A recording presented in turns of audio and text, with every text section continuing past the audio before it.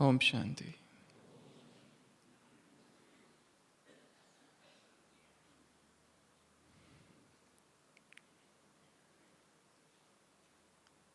दक्षिणेश्वर के श्री रामकृष्ण परमहंस के जीवन में एक घटना का उल्लेख है और शायद भारत ही नहीं परंतु विश्व के भी ऐसे अनेक संतों के जीवन में ऐसी घटनाओं का उल्लेख है। एक बार जब वो नौका विहार कर रहे थे, गंगा नदी, भक्त प्रभु का गुणगान कर रहे थे, भजन कीर्तन कर रहे थे और वो वहाँ पर बैठे थे कि अचानक उन्होंने चिल्लाना चालू कर दिया कि मुझे मारो मत, मुझे मारो मत, मुझे मारो मत। तो भक्तों ने कहा, आपको कौन मार रहा है?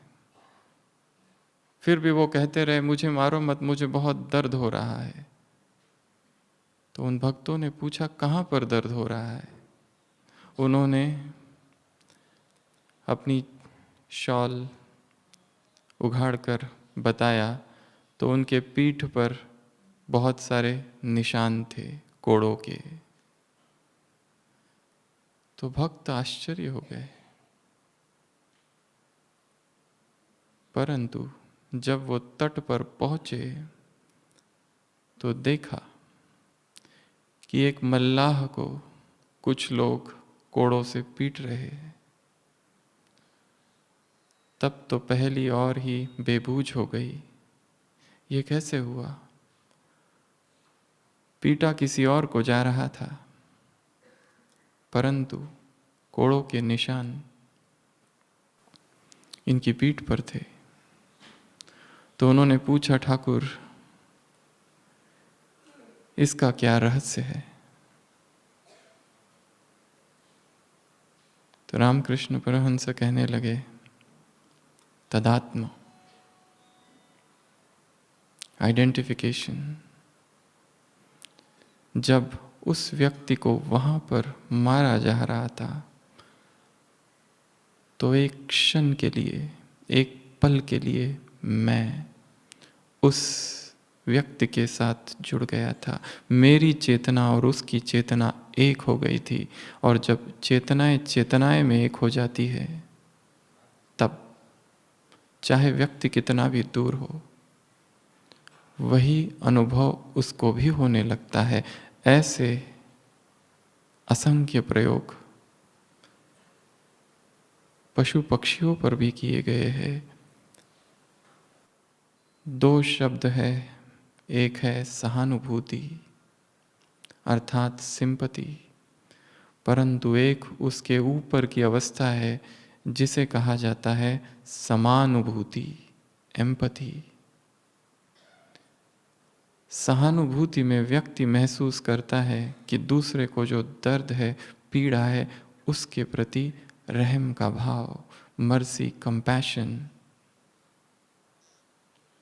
परंतु समानुभूति वह अवस्था है कि जो दूसरों का दुख है, जो दूसरों का दर्द है, दूसरों की जो पीड़ा है, वही मेरी भी पीड़ा है।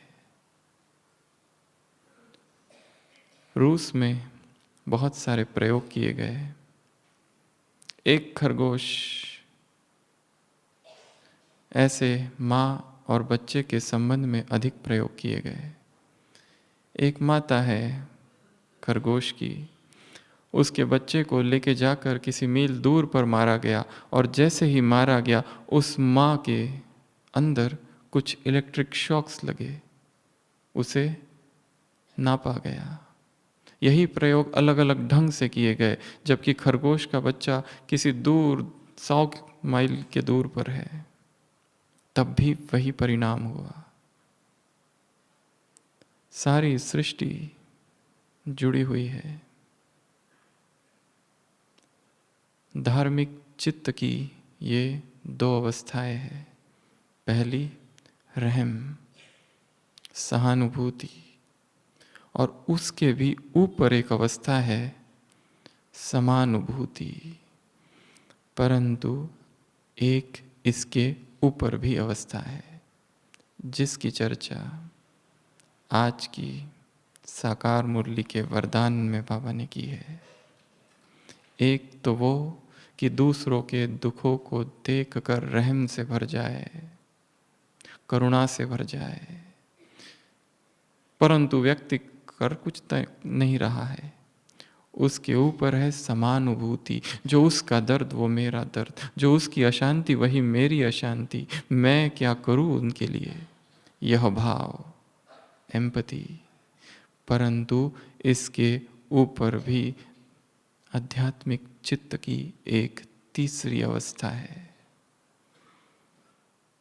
केवल अनुभव नहीं कि उनका दर्द मेरा दर्द, परंतु जो भी संपर्क में आए, जो भी संबंध में आए, संसार की सारी आत्माएं जैसे ही तुम्हारे संपर्क में आए, उन्हें ये अनुभव हो कि ये शांति के अवतार है। उन्हें ये अनुभव हो कि ये शांति कुंड है। उन्हें ये अनुभव हो कि ये कोई विशेष आत्माएं हैं। इनसे ही हमें शांति मिल सकती है। ये धार्मिक चेतना की सर्वोच्च अवस्था है जिसमें देने का संकल्प है, जिसमें आत्माओं को दुख ही देखकर खुद दुखी नहीं होना है, परंतु महसूस करने के बाद में भी उनके दुखों को दूर करना। आज बाबा ने उदाहरण दिया है फायर फ्लाई, जुगनू का। जैसे वो जुगनू होता है, क्या करता है? अपनी रोशनी का अनुभव कराता है। वैसे ही तो उनकी बुद्धि को अनुभव हो कि शांति हमें इन्हीं से मिल सकती है। तो आज हम इसी जुगनू की चर्चा करेंगे, आज ही की मुरली के आधार पर। Fire fly, spiritual fire fly. ये जो जुगनू होता है उसमें 5 मुख्य गुण होते हैं। पहला जो बाबा ने आज बता दिया, उनमें प्रकाश निकलता है जिसे जीव दीप्ति कहा जाता है, बायो इल्यूमिनेसेंस। जो जो प्राणी, जो जो जीव जंतु प्रकाश को फैलाते हैं उनको बायो इल्यूमिनेसेंट कहा जाता है अंग्रेजी में। तो पहला है प्रकाश, दूसरा है स्पिरिचुअल कलर्स, उनके अंदर अलग अलग रंग के वो प्रकाश फैलाता है, एक ही प्रकाश नहीं, अलग अलग रंग के प्रकाश। तीसरा उनके पंख होते हैं। वास्तव में वो जुगनू कोई फ्लाई नहीं, कोई मक्खी नहीं, परंतु एक कीड़ा है। इस कीड़े का, एक कीड़े का ही वो प्रकार है, इंसेक्ट है वो। चौथा, जुगनू संध्या काल या रात के समय पर सक्रिय होता है। चमकता कब है? रात के समय। लच्छू दादी हार बनाते थे जुगनुओं का, सुना होगा सबने। और पांचवा, ये जो जुगनू होता है इसमें एक विशिष्ट गुण होता है, वो कि जब ठंडी होती है वो छिप जाता है, हाइबरनेशन जिसको कहते हैं, शीत निद्रा। और जब गर्मी होती है तब अपने आप बाहर निकल जाता है। बाबा ने आज कहा है कि जैसे वो जुगनू है वैसे तुम भी हो। तो उसमें ये 5 गुण हैं। एक एक गुण की हम चर्चा करेंगे। शुरुआत करते हैं रात्रि से। वो जो जुगनू होता है, कुछ कुछ होते हैं जो दिन में भी निकलते हैं, डायर्नल जिसको कहा जाता है, परंतु अधिकांश नॉक्टर्नल होते हैं, अर्थात निशाचर। तो जो स्पिरिचुअल फायर फ्लाई है, आध्यात्मिक जुगनू, उनमें भी रात्रि सक्रिय होने का गुण होना चाहिए। रात के समय ब्राह्मणों को क्या क्या करना है, इसकी हम थोड़ी सी चर्चा करेंगे। रात्रि का जो समय है, रात्रिचर्या क्या होनी चाहिए। आज सुबह की साकार मुरली, हे नींद को जीतने वाले, जागो।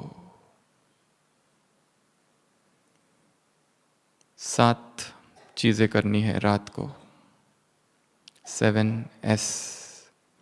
सबसे पहला S है नींद, स्लीप, सम्यक निद्रा। रात्रि का समय है सम्यक निद्रा करने का। योगी जीवन के 2 मुख्य आधार है। यदि ये 2 चीजों की सेटिंग हो गई तो योगी जीवन सेट हो गया। एक भोजन और दूसरी निद्रा। जिसकी निद्रा पूरी नहीं हो रही है, जिसकी नींद पूरी नहीं हो रही है, सारी रात करवटें बदलने में जा रही है, वो अमृत वेले उठकर क्या अनुभव करेंगे। वो अमृत वेले उठकर फ्रेश कैसे अनुभव करेंगे। इसके लिए सबसे पहली चीज जो सेट करनी है वो है अपनी नींद को सेट करना है। क्या नींद से उठने के बाद थकान तो नहीं रहती है, बेचैनी तो नहीं रहती है, दुख का अनुभव तो नहीं होता है। अगर ऐसा हो रहा है कि किसी वजह से नींद ही डिस्टर्ब हो रही है, तो योगी जीवन का आनंद नहीं लिया जा सकता। कौन से वो कारण है, उसको ढूंढो जिससे हमारी नींद डिस्टर्ब हो रही है। वो कौन से ऐसे कारण है, क्या कोई मेडिकल कारण है? यदि हाँ, तो इसका इलाज करो। परंतु हमारी नींद सम्यक होनी चाहिए, ऐसी साउंड स्लीप कि उठने के बाद फ्रेशनेस हो, उमंग उत्साह हो। यदि अनिद्रा की समस्या है तो क्यों है, उसके कारण ढूंढो,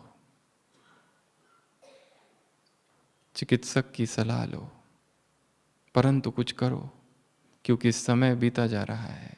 इसके लिए सम्यक आहार होना अत्यंत आवश्यक है। दूसरा एस है स्वचिंतन, स्व सेवा। अमृत वेला उठना केवल योग के लिए नहीं है, उसमें और एक चीज भी करनी है, और वो है चिंतन। चिंतन के लिए सबसे अच्छा समय है वो सुबह सुबह उठना, जब मन फ्रेश हो। कितनी बार मुरलियों में आया है, आने वाले कल में भी मुरली में प्रश्न यही है। कितनी बार आया है कि उठो और बाप से बात करो, उठो और स्वयं से बात करो, उठो और ज्ञान का विचार सागर मंथन करो, क्योंकि ये समय है विचार सागर मंथन करने का। कोई कहते हैं हमारा योग नहीं लगता, योग में नींद आती है, परंतु केवल एक अशरीरी होना ही केवल अमृत वेले का कार्य नहीं है। अमृत वेले कुछ और भी करना है, और वो है ज्ञान का चिंतन। किसी साकार मुरली में आया है, वो संसार के लोग 8 घंटा नींद करते हैं, तुम योगी आत्माओं की नींद उससे आधी होनी चाहिए।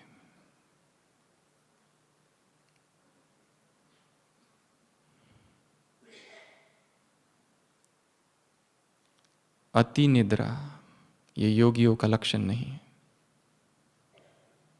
तपस्वी अर्थात जिसने अपनी नींद को जीता है, परंतु इसका अर्थ ये भी नहीं कि नींद न करने वाला और अति नींद करने वाला दोनों ही योगी नहीं। गीता में कहा है अपनी नींद को इस तरह सेट करना कि जिसमें वो अमृत वेला इतना आनंददायी हो जाए कि जिसमें ज्ञान का चिंतन भी हो, स्वचिंतन भी हो, परमात्म चिंतन भी हो, अशरीरीपन का अभ्यास भी हो, सब कुछ हो, भरपूर हो जाए आत्मा। अभी अभी पिछले संडे परमात्मा प्रेम पर मुरली थी, जिसमें बाबा ने कहा था कि सुबह सुबह अमृत वेला परमात्मा प्रेम से, परमात्मा प्राप्तियों से, परमात्मा शक्तियों से स्वयं को इतना भर दो कि सारे दिन भर किसी भी देहधारी का प्रेम लगाव तुम्हें आकर्षित ना करे। आत्मा की प्यास प्यार की है। यदि उसे परमात्मा प्रेम नहीं दिया गया सुबह सुबह, तो वो सारे दिन भर मनुष्यों के प्रेम को ढूंढती है, मनुष्य के साथ को, सहयोग को खोजती है। उसे इतना भर दो परमात्मा प्रेम से कि किसी में उसका आकर्षण न जाए। तो दूसरा कार्य जो रात्रि को करना है वो है स्वचिंतन। तीसरा कार्य, थर्ड एस, स्वमान। स्वमान का अनुभव, स्वमान का अभ्यास, स्वमान में स्थित होना, गहराई से स्वमान का अभ्यास। आत्मा भर जाए, उसमें पावर आ जाए, चेतना जागृत हो जाए। अगला, सर्व संबंधों की अनुभूति। इतना संबंधों का अनुभव कर लो कि फिर दिन भर में कोई भी संबंध अपनी ओर आकृष्ट ना करे, कोई भी संबंध में लगाव न उत्पन्न हो जाए। ब्राह्मण आत्मा इसी ब्राह्मण परिवार में संबंधों में फंसती है। बाहर की आत्माओं में फंसना बंद हो गया है, परंतु इसी ब्राह्मण परिवार में फंसती है। इस संडे की मुरली, कुमारों से मुलाकात और कुमारियों से मुलाकात। कुमारों के लिए बाबा ने कहा, जब किसी बहन को देखो, माँ को, माता को देखो, तो यही समझो, ये नहीं समझो कि ये केवल बहन है, परंतु ये समझो कि ये शिव शक्ति है। क्योंकि भाई बहन के संबंध में भी विकार आ सकता है, बुद्धि चलायमान हो सकती है। इसलिए कुमारों से कहा बाबा ने, तुम महावीर हो, इससे पहले कि लंका को जलाओ, अपने अंदर के रावण के वंश को पहले जला दो। और बहनों से भी कहा, ये नहीं समझो ये मेरा विशेष स्टूडेंट है और विशेष भाई है, स्वयं को शिव शक्ति समझो और भाइयों को महावीर। महावीर राम के है, शक्तियां शिव की है और किसी का उन पर अधिकार नहीं। तो दोस्ती, स्व सर्व संबंधों का अनुभव।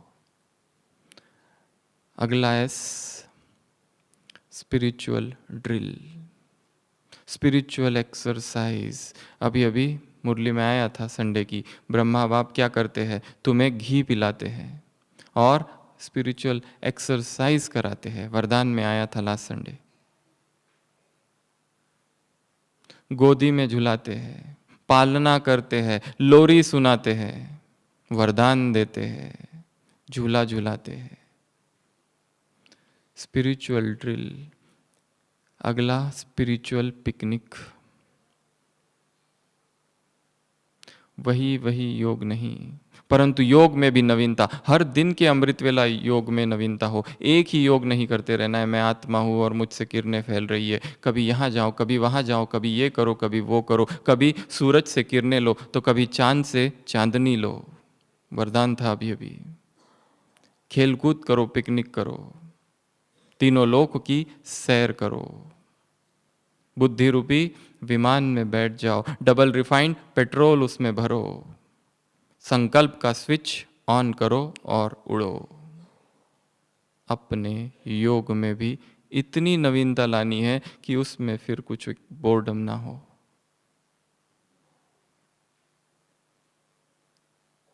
तो रात में जागने का अभ्यास। सारे दिन भर में सेवा इतनी अधिक है कि उसमें वो अनुभव नहीं किया जा सकता है जो अमृत वेले किया जाए, और वही अमृत वेले का अनुभव फिर से नुमा शाम। कुछ आत्माएं अमृत वेला तो करती है परंतु नुमा शाम का योग बार बार मिस होता है। ये दो चीजें सेट करनी है। तो आध्यात्मिक जुगनू अर्थात रात्रि चर्या, रात को जागने वाले, रात को सफल करने वाले।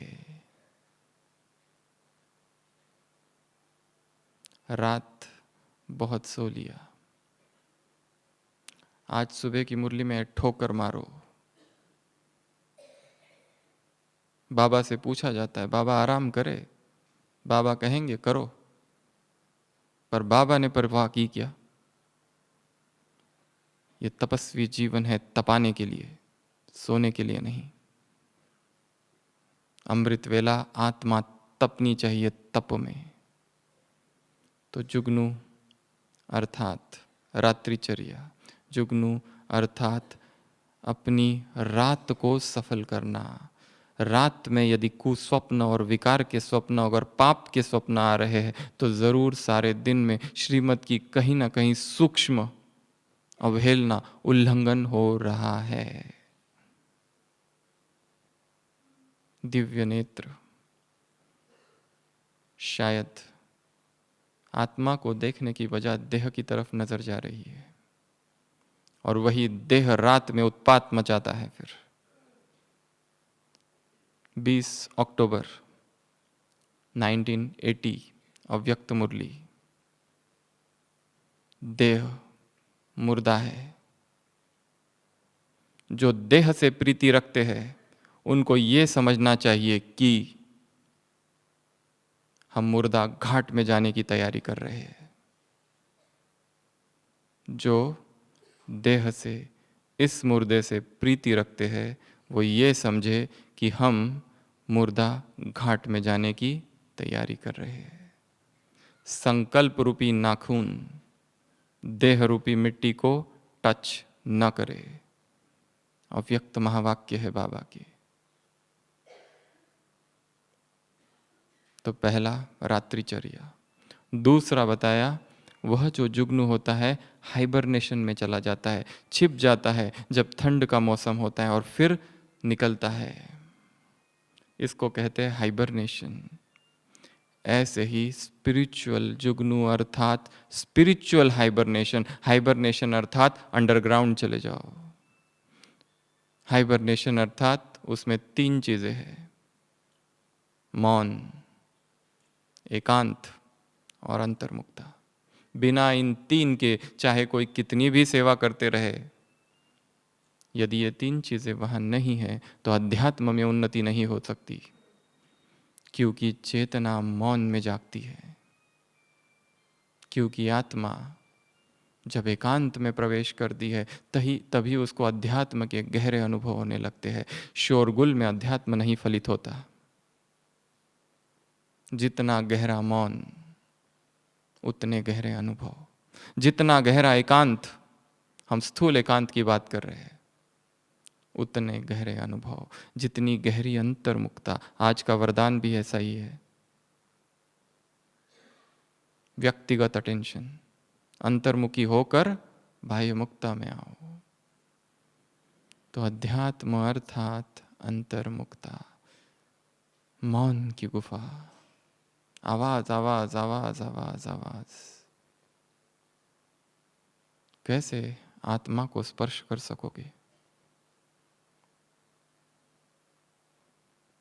सन्नाटा चाहिए, तब कहीं अनुभव होते हैं। उस परमात्मा प्रेम के अनुभव, उस परमात्मा साथ के अनुभव, अशरीरीपन के अनुभव, विदेही स्थिति के अनुभव, फरिश्ता स्थिति के अनुभव, अव्यक्त स्थिति के अनुभव, बीज रूप स्थिति के अनुभव, अशरीरीपन के अनुभव, कंबाइंड स्थिति के अनुभव। 7 अवस्थाएं हैं। ये 7 ही अवस्थाएं, अशरीरीपन, विदेही अवस्था, आत्म अभिमानी अवस्था, फरिश्ता स्थिति, अव्यक्त स्थिति, बीज रूप स्थिति, कंबाइंड स्थिति। 7 वंडर्स ऑफ इनर वर्ल्ड, आंतरिक भीतरी दुनिया के 7 अजूबे, ये 7 अवस्थाएं हैं। इनका अनुभव बिना मौन के और बिना एकांत के हो नहीं सकता। इसके लिए बाबा भी कहते हैं बीच बीच में अंडरग्राउंड हो जाओ, परंतु सेवा इतनी ज़्यादा है, क्या करे, कम से कम 8 बजे तक संपूर्ण मौन, और जैसे ही सेवा पूरी होती है फिर से मौन, और सेवा के बीच बीच में भी उस अंतराल में मौन जहाँ पर वाचा की आवश्यकता नहीं है। स्वस्थिति में स्थित हो जाना, छोटा छोटा मौन, टुकड़ा टुकड़ा मौन, वो भी जमा होगा। एक है संपूर्ण बाह्य मुक्ता में चले जाना 9 बजे से और सीधा 5 बजे ही जागृत होना। एक है बीच बीच में लौ जागती रहे। Intermittent silence, intermittent solitude. तो स्पिरिचुअल हाइबरनेशन, आध्यात्मिक शीत निद्रा। अगले है पंख, तप के और साधना के पंख। आज सुबह की मुरली, तुम हो राज ऋषि। हम साधक हैं। यह भाव निरंतर हो कि मैं साधना में रत हूं, और साधक को कितना सावधान रहना पड़ता है।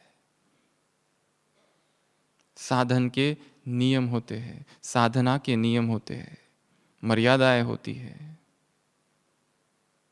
स्ट्रिक्ट साधनाएं होती है।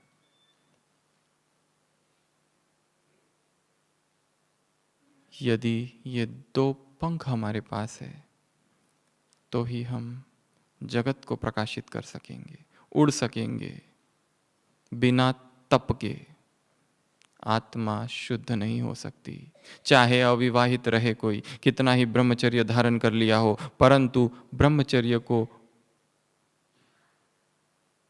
मेंटेन करने के लिए भी तप चाहिए। जितने योगी आज तक संसार भर में हुए हैं, जब जब साधना में थोड़े से ढीले हुए हैं, ब्रह्मचर्य खंडित हुआ है। केवल यही नहीं, संसार में आज तक ईसाई धर्म, मुस्लिम, सूफी, भक्त, जो जो ब्रह्मचर्य में साधना में थोड़े थोड़े से ढीले हुए, वहां पर खंडन हुई साधना और वो नीचे गिरे।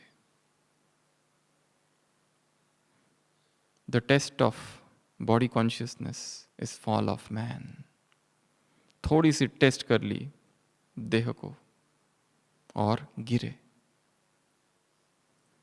तो निरंतर तप की ज्योति, यदि हम सो गए हैं इस पुरुषार्थी जीवन में, फिर से स्वयं स्वयं को जगाओ। कोई दूसरा नहीं आएगा कभी जगाने के लिए। हे तपस्वी जागो, अपने आप से बात करो कि मैं यहाँ किन उमंगों से आया था, क्या करने आया था। याद करो वो दिन जब हम यहाँ आए थे, जब बाबा के बने थे, क्या उमंगे थी। महान योगी बनना है, महान तपस्वी बनना है, सारे विकारों से परे निकल जाना है, जगत का कल्याण करना है। परंतु इस ब्राह्मण जीवन में कहीं हलचल में आते हुए, परिस्थितियों का सामना करते हुए, यह लक्ष्य भूल तो नहीं गया। यदि भूल गया है तो उत्तिष्ठ भारत, हे भारत के वीर जागो, फिर से जागो, आत्मा को जगाओ। आत्मा की तृप्ति केवल और केवल तपस्या से होगी।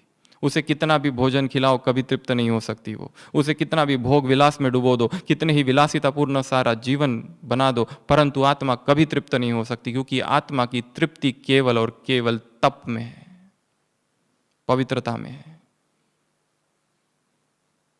सुखों के साधन कितने भी उसको मिल जाए, अल्पकालीन साधन है, दुख है उनमें।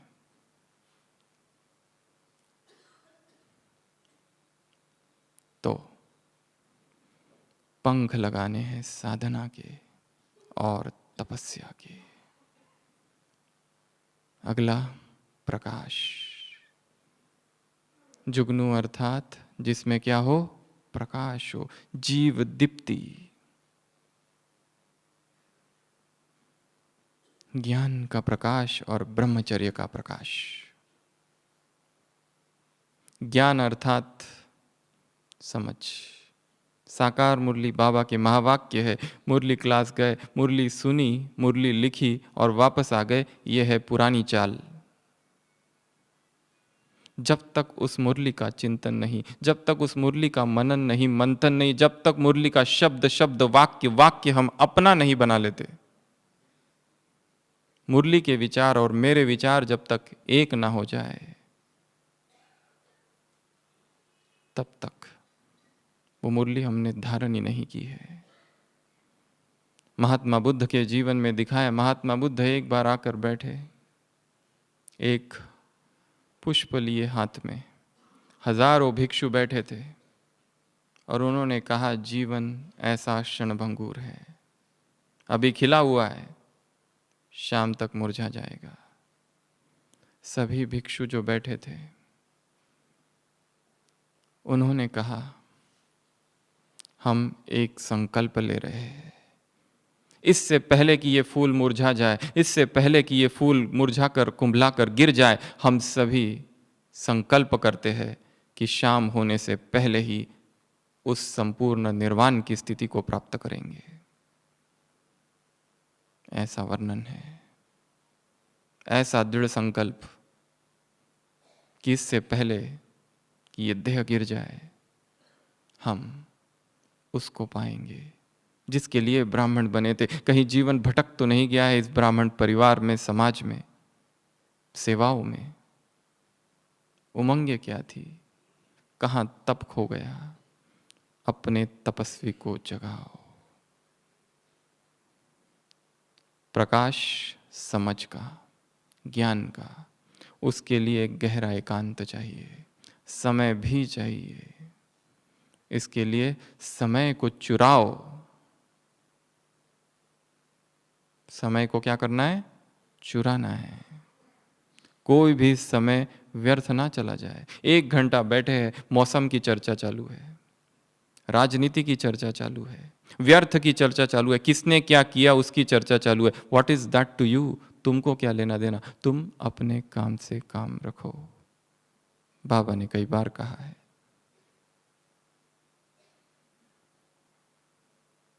किसने क्या किया, कौन क्या कर रहा है, वो तुम्हारा दायित्व नहीं। स्वकल्याण, बाद में दूसरों का कल्याण। ज्ञान को समझने के लिए मुरली का गहरा अध्ययन आवश्यक है। मुरली क्लास में गए, मुरली लिख ली, डायरी बंद हो गई, इससे काम नहीं चलेगा। शब्द शब्द, वाक्य वाक्य गहराई से अध्ययन करना है, एकांत में अध्ययन करना है। इतना बड़ा ये शांतिवन का प्रांगण है, डूबो एकांत में, वाक्यों में, गहराई में, शब्दों में, अर्थों में। स्पीकर यहाँ है, हम नीचे हैं, उसकी स्थिति अव्यक्त है, हम व्यक्त है। उसने जो अव्यक्त में कहा वो व्यक्त में कैसे समझा जा सकता है? शब्द पकड़ में आ सकते हैं परंतु भाव नहीं। भाव को समझने के लिए स्पीकर जिस स्थिति में स्थित है उसी स्थिति में ऑडियंस को भी स्थित होना पड़ेगा। वो अव्यक्त है, वो आवाज से परे है। कितना टाइम हम दे रहे हैं मुरली के चिंतन को, मुरली के अध्ययन को? कितनी बार उसको पढ़ा जा रहा है? और केवल पढ़ना ही केवल सार्थक नहीं है, समझ से, अर्थ से चर्चा उसकी कितनी कर रहे हैं। जब तक मुरली की चर्चा नहीं, साका बाबा के अव्यक्त महावाक्य है, मुरली की चर्चा करना ब्राह्मणों का कर्तव्य है। क्या हम मुरली की चर्चा कर रहे हैं? क्या मुरली का एक एक वाक्य हमारे मुख से निकल रहा है? यदि नहीं तो फिर व्यर्थ ही निकल रहा होगा। यदि ज्ञान की बुलबुल टिकलू टिकलू नहीं कर रही है तो कुछ और ही हो रहा है शायद। और फिर परिणाम दुख, परिणाम बुद्धि का भटकना, परिणाम व्यर्थ, परिणाम विघ्न, माया, आकर्षण, दैहिक आकर्षण।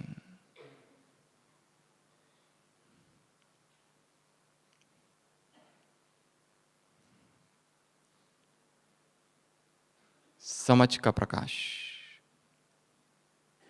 अंधेरा है अंदर, प्रकाश को लाना है। दूसरा ब्रह्मचर्य का प्रकाश। सुबह की साकार मुरली सवाल पवित्रता का है, इसलिए हंगामा करते हैं, विघ्न डालते हैं, कलंक लगाते हैं। सब होगा, तुम अपनी धारणाओं में मजबूत रहो। ये पहला ही पाठ कच्चा है। तुम्हारा आपस में बहन भाई के अतिरिक्त और कोई संबंध नहीं, कोई विशेष भाई नहीं, कोई विशेष बहन नहीं। इन्हीं संबंधों में आत्मा फंसती है, उन्हीं संबंधों में फंस के कामनाएं उत्पन्न होती है, और उन्हीं कामनाओं को फिर व्यक्ति सेवाओं का नाम देता है और खुद ही को ठगता है और खुद ही के साथ दगा करता है। इसलिए अपने सारे संबंधों को डिटैच करते चलो, अपने सारे संबंधों को अनासक्त करते चलो। आज सुबह कहा है तुम में क्या बनना है? कंप्लीट बेगर, जिसका किसी में कोई आसक्ति नहीं। व्यक्ति आ रहे और व्यक्ति जा रहे हैं, किसी एक में क्यों फंसे? यदि मोह रखना ही है तो अपने मोह को सार्वजनिक कर दो, सब में मोह रखो, तो वह अनासक्ति बन जाएगा एक दिन। एक में नहीं, वो एक डुबो देगा, वो एक ही बंधन है। सूक्ष्म बंधन, सूक्ष्म जंजीरें, सूक्ष्म बेड़िया, सूक्ष्म पिंजड़े, उससे स्वयं को मुक्त करना है, क्योंकि परिणाम पीड़ा है, निष्पत्ति दुख है। उड़ नहीं सकेगी आत्मा, बांधे हुए है, उसको काट दो। वैराग की तलवार से बंधनों को काटो। कौन काटेगा? हम ही काट सकते हैं, और कोई नहीं। तो प्रकाश है समझ का, ज्ञान का और पवित्रता का। लास्ट पॉइंट, पांचवा, जुगनू के पास क्या होता है? और कलर्स। वैराग का और अनासक्ति का रंग।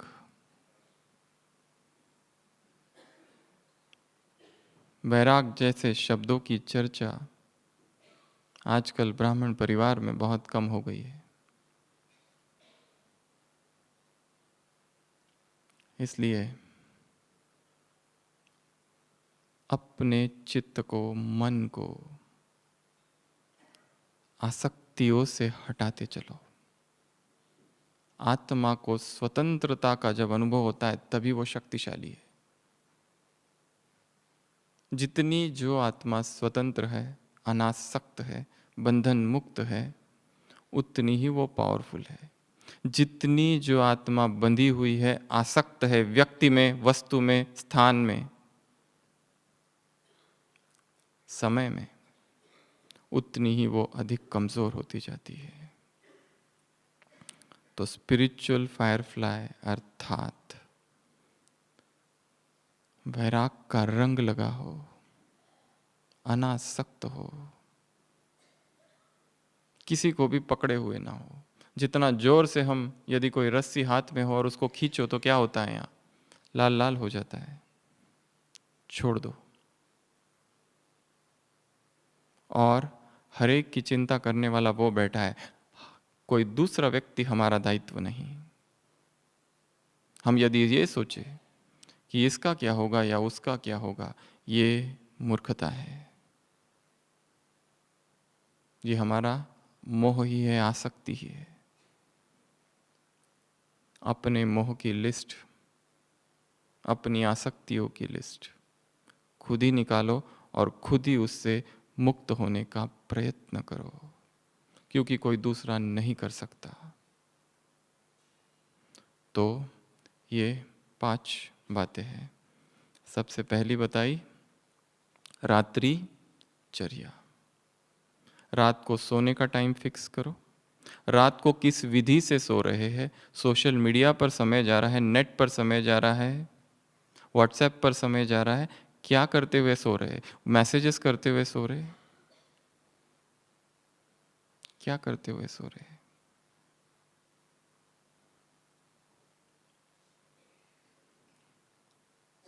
व्यक्ति इतना डूब गया है डिजिटल वर्ल्ड में कि वो साधन ही बंधन बन गया है। परंतु ये याद रखना है कि साधन साध्य नहीं, लक्ष्य कुछ और है, गंतव्य कुछ और है, वो बंधन ना बन जाए। इतना उसमें डूबना नहीं है। कम से कम आधा घंटा पहले तो भी सब डिजिटल अलग कर दो, ताकि एक की याद में एक के साथ सो सके। तो सबसे पहला रात्रिचर्या, सुमान, अपने उठने का टाइम भी फिक्स। इतना समय हो गया है फिर भी अमृत वेला ऊपर नीचे ऊपर नीचे ऊपर नीचे ऊपर नीचे, क्यों?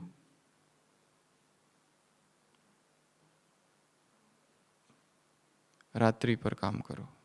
एक दूसरा, मौन, एकांत और अंतर्मुक्ता, spiritual hibernation, spiritual night activities, spiritual hibernation. एकांत को बढ़ाओ, मौन को बढ़ाओ और अंतर्मुक्ता को बढ़ाना। तीसरा, स्पिरिचुअल विंग्स, तप और साधना को फिर से लाओ। स्पिरिचुअल लाइट, उस ब्रह्मचर्य की प्रतिज्ञा को, उस पवित्रता की प्रतिज्ञा को फिर से दोहराओ। कोई भी विकार ना हो तब बाप के रजिस्टर, तब बाप के साथ रजिस्टर होंगे। अभी अभी मुरली में था, कसम, फिर से याद करो। और साधना के मार्ग को चुना है तो अब पीछे नहीं हटना है। और लास्ट, स्पिरिचुअल कलर्स, वैराग और अनासक्ति, डिसइंटरेस्ट, डिस्पैशन, डिटैचमेंट को अपने जीवन में फिर से लाना है। तो ऐसे हमें आध्यात्मिक जुगनू बनना है। ओम शांति।